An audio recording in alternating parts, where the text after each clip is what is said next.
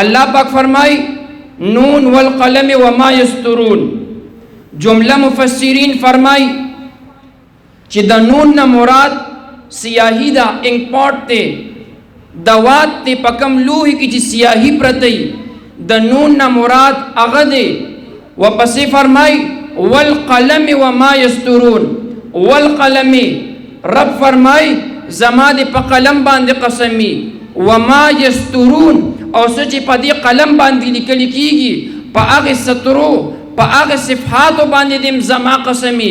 یا اللہ مونږ ستا د قسم نه بغیر ستا خبره منو، مونږ په ایمان راوړو.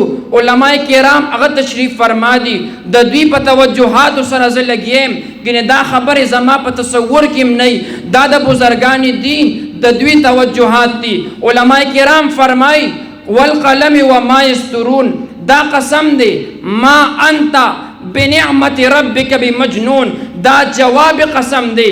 رب قسم ولی خوری پس باندې خوري. یا الله دا زمون ایمان دی ستا هر تقریر هر قول مونږ ته قبول لی قسم دی ولی اخوړ. رب فرمای زما دی په قلم باندې قسمی. تفسیر عزیزی د قلم شل اقسام ذکر کئی. امام قرطبی رحمه الله فرمای چې نا جنس قلم مراد دی.